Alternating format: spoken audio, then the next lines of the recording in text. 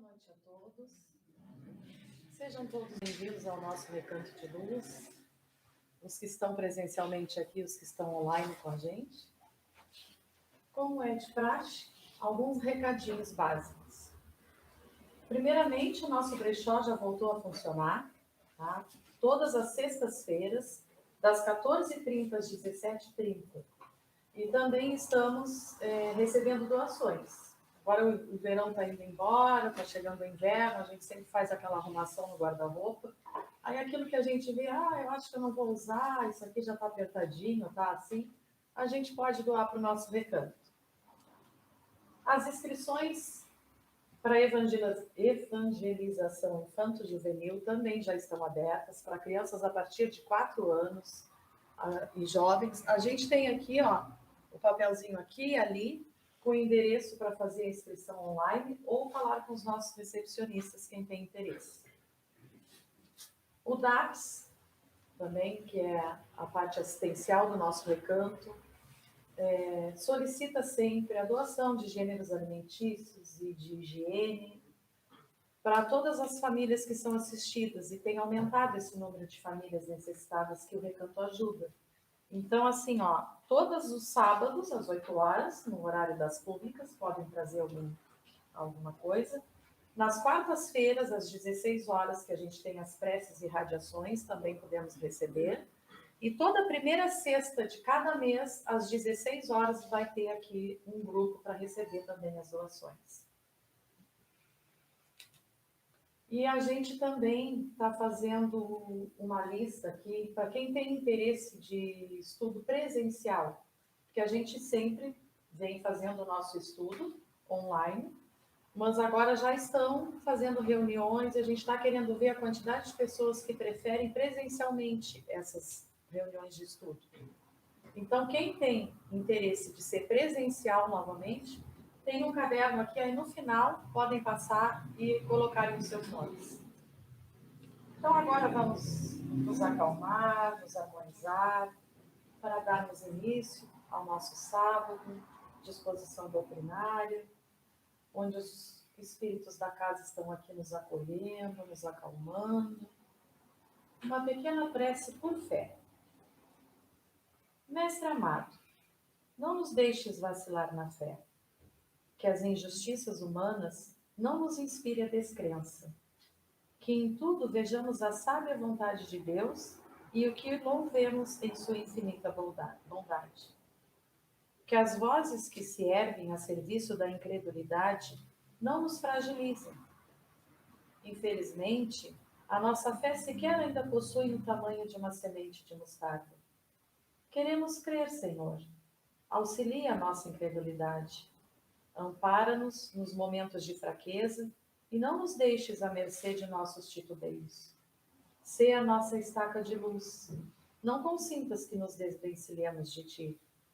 A tua mão será o nosso cajado e os teus passos o nosso caminho. Então agora vamos ficar com a exposição do nosso companheiro Leandro. Boa noite, queridos amigos.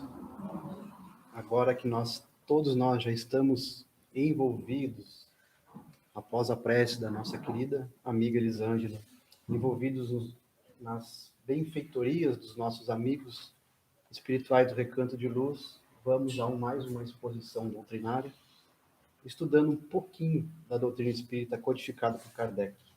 Agradecendo sempre a presença de vocês, para mim, para todos que vêm aqui. É muito gratificante ver esse salão completamente cheio de vocês aqui que fazem a diferença para nós que estamos aqui. Nós trabalhamos as semanas, trazendo o máximo possível de conforto para todos vocês. Agradecendo também a equipe espiritual do Recanto de Luz, que está 24 horas por dia, trabalhando também em conjunto com a gente, com vocês também. E assim, como o significado desse momento que nós estamos passando, que passamos todos os anos, que é a celebração da Páscoa, que também possamos nos libertar das nossas dificuldades, das nossas perturbações espirituais, assim como que é o significado real da Páscoa, que foi a libertação do povo hebreu da escravidão do Egito. E não porque falar um pouco do nosso Mestre Jesus, que também é lembrado nesse momento. Ontem, quem teve a oportunidade de assistir, eu sei que a nossa amiga Elisângela também teve a oportunidade de assistir a Via Sacra aqui no Cassino, é uma representação muito emocionante do caminho que o nosso Mestre Jesus passou. Foi muita dor, muito sofrimento. Mas, como a gente sabe, tudo passa. E ele, nesse momento que ele teve, demonstrou para nós, depois, que a vida continua depois da morte. Nós estamos estudando o livro Jesus no Lar, psicografado por Chico, né, do Espírito Neio Lúcio. E no prefácio do livro, Emmanuel traz uma mensagem muito importante. Para a maioria de nós, Jesus Cristo é somente lembrado na história do nascimento dele ou depois do nascimento dele. Então, a maioria das datas é antes de Cristo, depois de Cristo. Alguns se aprofundam na história de Jesus, como teólogos, vão a fundo e estudam e acabam a cada momento interpretando uma fé diferente. E para alguns, nosso Mestre Jesus, ele só é lembrado quando se instala uma crise. E aí recorremos urgente às orientações do nosso Mestre. Mas Jesus não é só isso. Ele, até hoje, não conseguiu atingir o seu objetivo. Porque nós não entendemos as suas mensagens. São mensagens para renovar a vida de cada um de nós. E não estamos falando de nós para os outros. Primeiro é a renovação individual. Dentro, por exemplo, do nosso núcleo familiar, com os nossos colegas do convívio profissional, durante qualquer relação social que acontece todos os dias. Na rua, no trânsito, no supermercado, na escola dos filhos, até numa roda de chimarrão. E Emmanuel diz assim: Jesus habilita o aprendiz. Quem é o aprendiz? Nós, espíritos em evolução. A traduzir-lhe os ensinamentos eternos. Outro termo importante, ensinamentos de Jesus são eternos. Jesus, então, nos habilita esses seus ensinamentos através de ações vivas. Essas são palavras de Emmanuel. Ações vivas, essas, com as quais espera o Senhor estender o divino reinado da paz e o amor sobre a terra. Então, essa frase quer dizer que Jesus ainda não atingiu o seu objetivo. Para que possamos avançar, então, nessa evolução que Deus está esperando, é necessário praticar ações ensinadas por Jesus desde o encontro na casa de Simão Pedro, aonde passou todos os fatos que nós aqui estamos estudando. E hoje, nós estamos estudando o capítulo 13, Revolucionário Sincero. Essa obra é uma evidência que a prática do Evangelho no lar não foi criada pela doutrina espírita. Foi sempre e será uma forma de aprender sobre os ensinamentos cristãos. Também podemos considerar essa reunião hoje aqui um evangelho no lar Recanto de Luz. Ou até mesmo uma simples conversa entre duas pessoas sobre algum assunto com o propósito de trazer um desenvolvimento moral. Trazendo, então, agora a história do capítulo 13, o Revolucionário Sincero, o apóstolo que comenta nesse capítulo foi Judas. que emite um comentário. Como devemos imaginar, pelo que estudamos, né, Judas teve um comentário dele, foi um comentário exaltado, com entusiasmo. Ele disse sobre o que estava ocorrendo naquela época, problemas com um governante atual. Que ele, se esse governante estava prejudicando o povo. E que a solução não teria outra solução naquele momento a não ser uma guerra. Só a guerra resolvia a questão. Imagina Judas falando isso para Jesus. Né? Jesus, então, trouxe um exemplo para ensinar todos, naquele momento e nós até hoje, como resolver esse tipo de situação. Em uma época mais antiga, existia um rei. Um rei considerado pelo povo e pela sua pátria muito rude, muito cruel. O povo enxergava o rei rude e cruel. E para tirar ele do trono, foi convidado um dos principais profetas da época para iniciar uma guerra, uma rebelião para destituir o rei do trono. Mas, naquela época, nós também tínhamos homens bons, e o profeta era um deles. E ele não estava convencido ainda que a revolta era a solução. Mas o povo estava tão convicto da maldade do rei que até mesmo ele, o profeta, se deixou inflamar pelo povo e aceitou a ideia da revolução como único remédio natural e começou a articular, juntamente com outras pessoas, a tal guerra.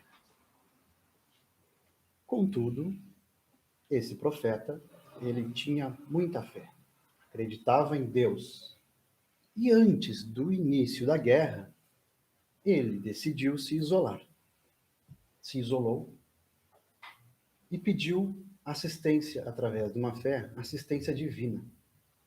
Ele fez isso com tanto fervor, com tanta fé, que um anjo, ou um espírito, apareceu para ele.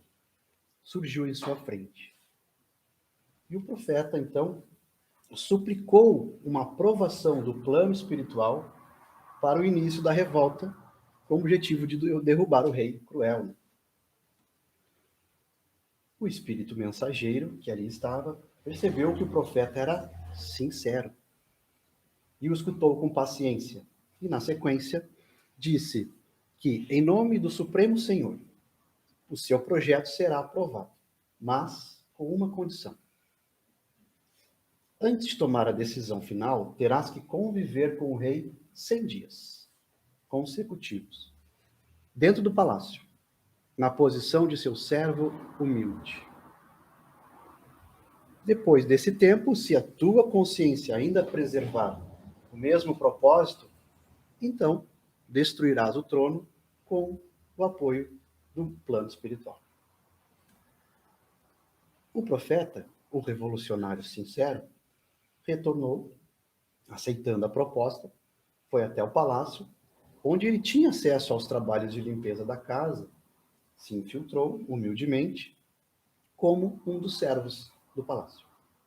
E logo se aproximou do rei. Os dias iam passando e percebendo o quão atribulada era a vida desse rei. Ele não tinha um mínimo de tempo para obrigações básicas, necessárias que todos nós temos para viver com gosto. Pela sua posição, ele era rodeado de conselheiros, ministros, todos impertinentes, com uma quantidade enorme de reclamações. Ele não conseguia ser um pai e nem um esposo atencioso. Perdia o equilíbrio da saúde física com inúmeros banquetes, onde era obrigado a ouvir mentiras e bajulações de pessoas ingratas. Ele até mesmo era constrangido em vigiar as suas próprias palavras, porque qualquer coisa que ele falasse poderia virar uma lei. Ele era uma pessoa formadora de opinião, então ele teria que ter cuidado com o que ele falava. O profeta, então, reconheceu que o rei mais se assemelhava a um escravo, duramente condenado a servir sem repouso, em plena solidão espiritual. porquanto ele nem conseguia mesmo tempo para cultivar uma prece, estar com uma comunhão com Deus. Foi então que chegou a uma conclusão após os 100 dias próximos da vida do rei. E ele retornou ao local, se isolou novamente, entrou em prece fervorosa e o espírito, o anjo, lhe apareceu. O profeta, radicalmente transformado, solicitou misericórdia ao rei, de quem ele agora se compadecia sinceramente. E em seguida, convocou o povo e notificou a todos que o soberano, o rei, era talvez o homem mais torturado de todo o reino. E que ao invés de condená-lo, competia a cada um de nós um maior entendimento e mais trabalho construtivo, no lugar em que eles era próprio. Podendo assim o monarca, o rei, que ele pudesse cumprir elevada missão de que for investido. E assim, a rebeldia foi convertida em compreensão e serviço. Claro, Judas ficou desapontado com a resposta de Jesus. Parecia ele já, naquele momento, ensaiar alguma resposta. Mas o mestre divino antecipou-se a ele, e falando incisivo: a revolução é sempre o engano trágico daqueles que desejam arrebatar a outrem o cetro do governo. Quando cada servidor entende o dever que lhe cabe no plano da vida, não há disposição para a indisciplina, nem tempo para a insubmissão. Resumindo, cada um de nós olhando para o nosso umbigo. Se cumprimos com as nossas mínimas obrigações, não temos tempo para cometer atos de indisciplina, desobediência, rebeldia e se intrometer na vida dos outros. Trazendo um pouco da doutrina espírita, no Livro dos Espíritos, nas questões 766, 767, 768 e 774, comentam sobre a vida social do ser humano. E estudando elas, entendemos que Deus nos deu sentido para não viver isoladamente, e sim termos relações dentro de uma sociedade. Portanto, a vida social, ela é necessária. Essa troca de informações, de sentimentos entre nós, seres humanos, ela é da natureza. Nós não temos atributos, nós não conseguimos viver isoladamente. Diferente dos animais. Nós, homens, possuímos uma coisa a mais. Nós, espíritos encarnados, aqui estamos, necessitamos progredir, evoluir. E para isso, quis Deus que o homem aprendesse a amar-se como irmãos. Amar como irmãos. Sempre chegamos nesse ponto. Praticar a lei do amor. É fazer todo o bem possível para outra pessoa. Até mesmo para os nossos inimigos. E foi o que o profeta fez com o governador. O governante, o rei. Aparentemente, para a maioria da pessoa, ele era uma pessoa ruim, um inimigo para o povo. Contudo, para que possamos praticar esse amor, muitas outras coisas devemos fazer antes.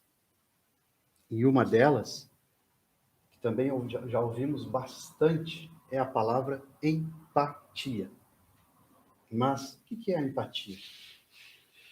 A empatia é a capacidade de se identificar com outra pessoa, de sentir o que ela sente e querer o que ela quer. Em resumo, empatia é se colocar no lugar do outro. Isso é fácil, né, gente? Bem fácil fazer. Quando estamos diante de pessoas que nós gostamos. Mas e das pessoas que nunca tivemos contato? É difícil, né? Mas devemos começar a praticar por elas. A verdadeira empatia é a sensação de ser aquela pessoa. É compreender as escolhas dela, os momentos de alegria, os medos, a arrogância, agressividade, ignorância, ou seja, que existem coisas boas e ruins em todos nós. E acreditar que faríamos exatamente a mesma coisa. Porque ninguém é perfeito. E nem seremos. Aqui na Terra ainda não. E quando não refletimos, quando a gente não pensa que também agimos daquela forma que a outra pessoa está agindo, estamos longe de ser empáticos. Mas, né, gente, como abandonar essas emoções nossas tão fortes que temos? Crenças, expectativas, para viver essa empatia em sua totalidade. Aí eu trouxe uma frase que diz assim: eu preciso primeiro me abrir, olhar para o outro do ponto de vista dele, renunciar os meus julgamentos, minhas verdades e as minhas crenças. Poder me abrir para compreender o que o outro está vivendo é empatia. E ela vem muito antes do amor. Outra palavra, que também tem sentido próximo à empatia, é alteridade. Eu confesso que ouvi falar, mas não tinha ainda conhecimento do significado real dessa palavra. Significa reconhecer nas outras pessoas, em outras culturas, que pensam, agem e entendem o mundo com suas próprias maneiras. Cada um de nós pensa de uma forma diferente. E reconhecer essa alteridade é um passo importante para nós formarmos uma sociedade justa, equilibrada e tolerante. A alteridade é reconhecer a diferença. Todos nós somos diferentes, temos culturas, crenças, nascemos em famílias diferentes. Eu tenho uma forma de pensar, de agir, e tenho que respeitar a forma do outro de pensar e agir.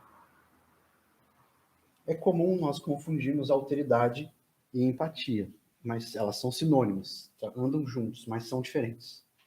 Enquanto a empatia refere-se de nós se colocar no lugar do outro, sentir a dor do outro, a maneira, de forma imaginária, né?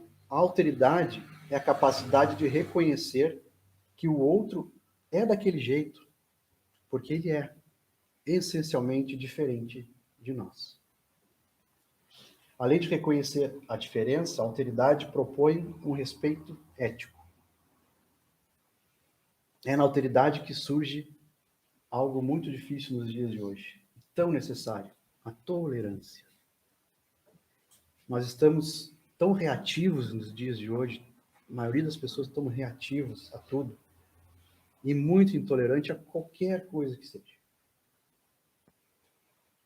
Então, a empatia, então, e a alteridade, elas são competências que só se desenvolvem na prática, nas ações vivas, que Deus está aguardando, que Jesus já nos falou há muito tempo. Por mais que a gente estude, converse, né, se reflete sobre essas palavras, né, que ajudam muito a compreender a vida, a dificuldade do outro, a melhor maneira de ser uma pessoa empática, como é que a gente faz? É só na vida real, é nas relações, nos relacionamentos. O lado bom é quando a gente encontra alguém que também está querendo entender e ser empático, né? Aí também esse mesmo processo está junto com a gente, né? Essa troca é mais fácil, né? O que deixa as tentativas mais verdadeiras. E trazendo aqui algumas dicas, né, de como praticar essas competências. A primeira, e isso a gente faz naturalmente, às vezes sem pensar, é não julgar. Não julgar. Esse é talvez o primeiro mandamento para a gente ter essa empatia.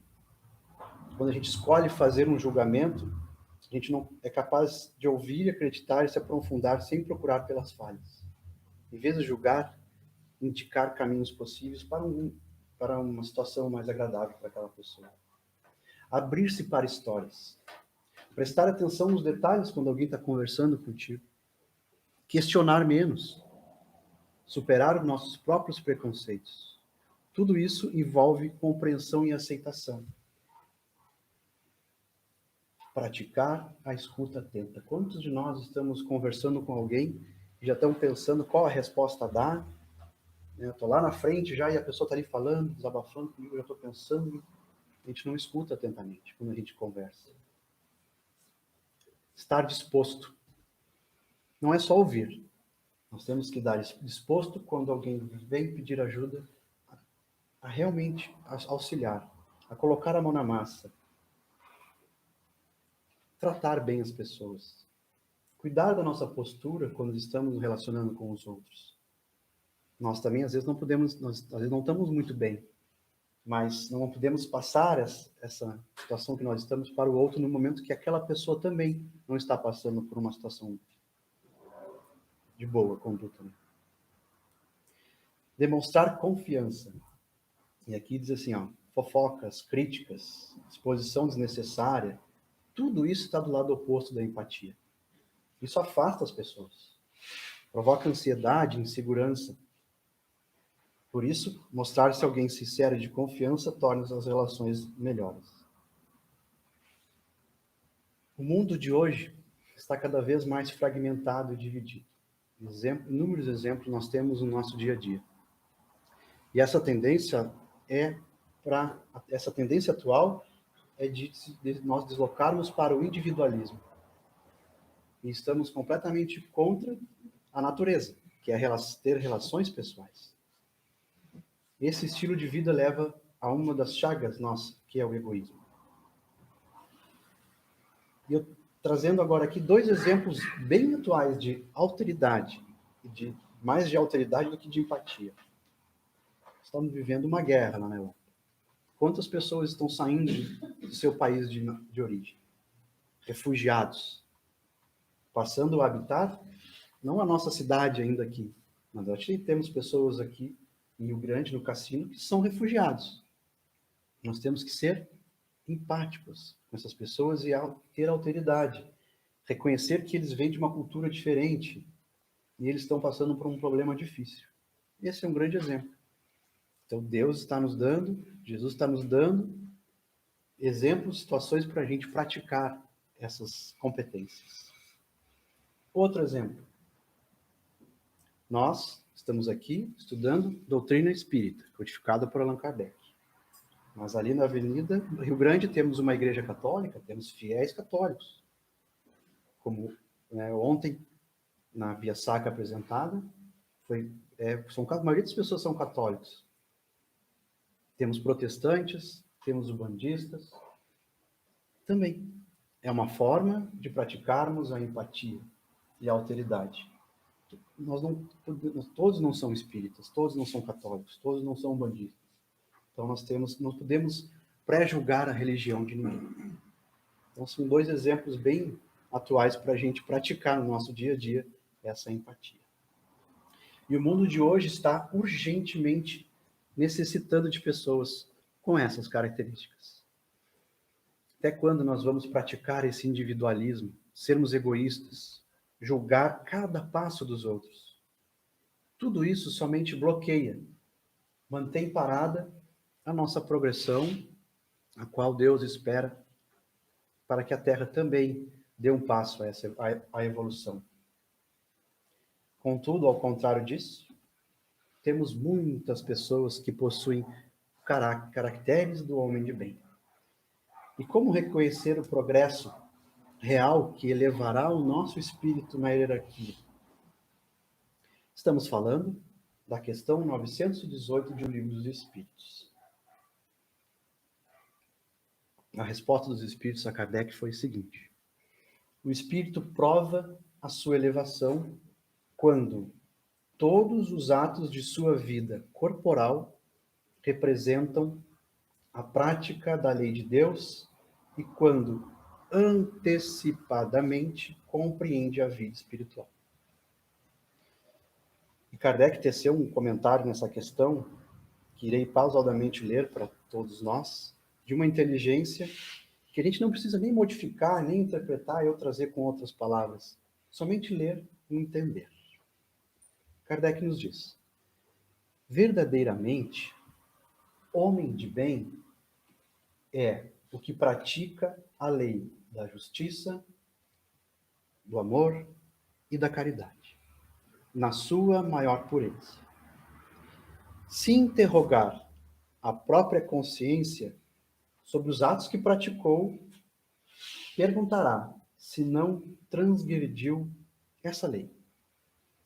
Se não fez o mal, se fez todo o bem que podia, e ninguém tem motivos para dele se queixar, enfim, se fez aos outros o que desejaria que lhe fizesse.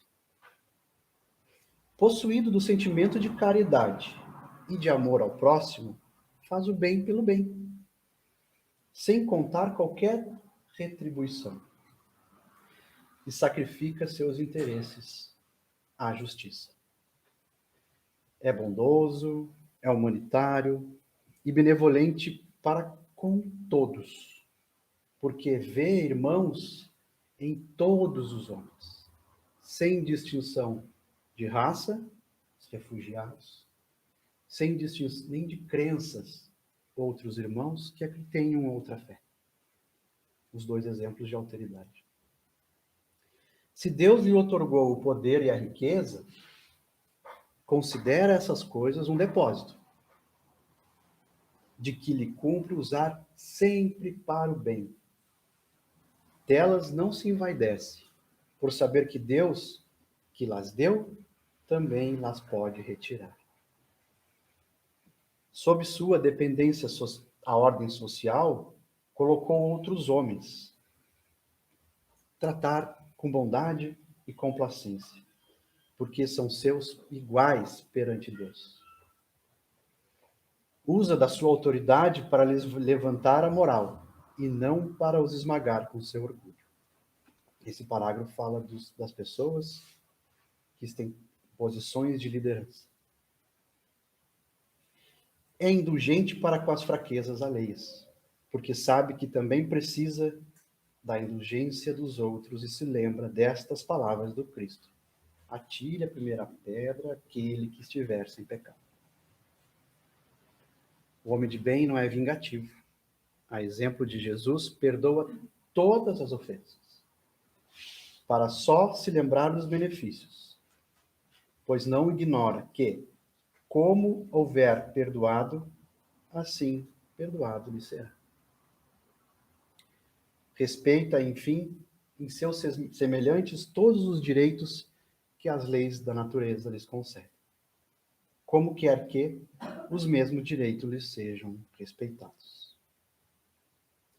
Então, meus irmãos, vamos trabalhar cada um na sua função.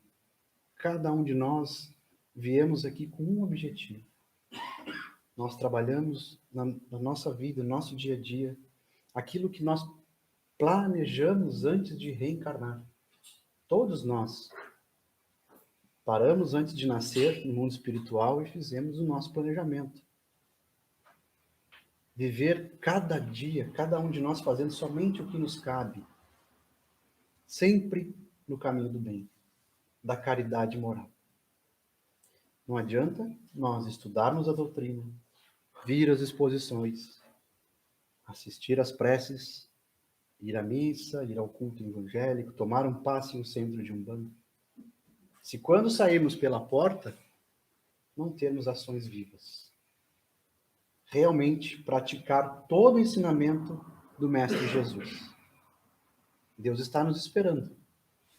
E não foi sem motivo que ele escolheu o Cristo para reencarnar na Terra. Há muito tempo.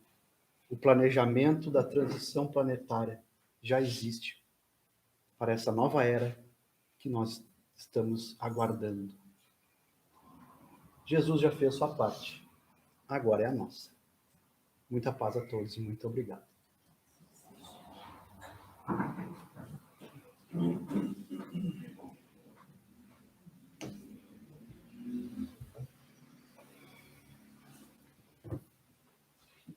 Então, depois dessa maravilhosa exposição, vamos novamente nos harmonizar, pensar muito nessa empatia que temos que ter com o próximo.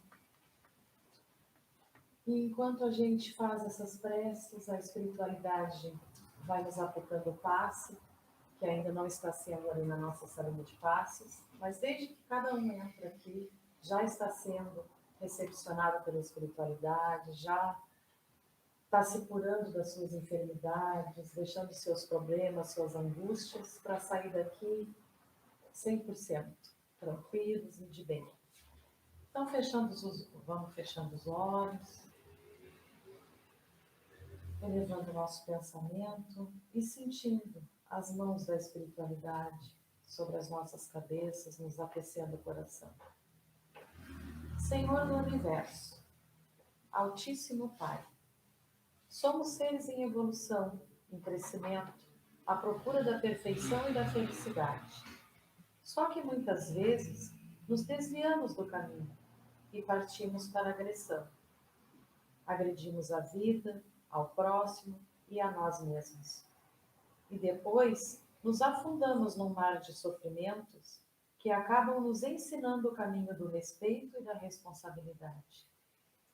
Dai-nos, Pai, tua mão generosa e santa, nos conduz pelos caminhos da verdade, do bem, da justiça e do amor.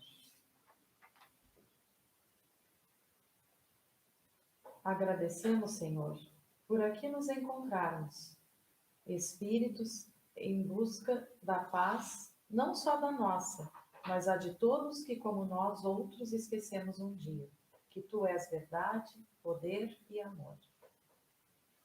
Pai, chamados pela providência do amor, ao serviço sério de ajuda, prostramo-nos nos Teus pés, pedindo forças para concretizar as obrigações em prol dos mais fracos. Dai-nos, Senhor, a coragem que a nossa fraqueza deseja deter nossos passos. Auxilia-nos, Senhor, a trabalhar com humildade nas horas em que nossos trabalhos pareçam importantes. Ajuda-nos, Senhor, sempre saber doar sem perguntar a quem, nem se temos forças para o serviço que nos chega, mas sim que o nosso coração esteja aberto em flor, para ser beijado pelos raios de sol que banham as almas amigas que servem em nome do amigo Jesus. Faze, Senhor, se preciso for, que as nossas almas sejam sempre pequenas e anônimas, mas que o nome do Teu Filho brilhe em todos os corações, para que vivam em paz. Obrigada, meu Pai, pelo dom da vida. Obrigada por todas as vidas que já tive na carne. Obrigada pelos meus pais e parentes que me antecederam. Obrigado pela minha família, amigos e irmãos a caminho, porque bem sei que estás em mim e em todos eles.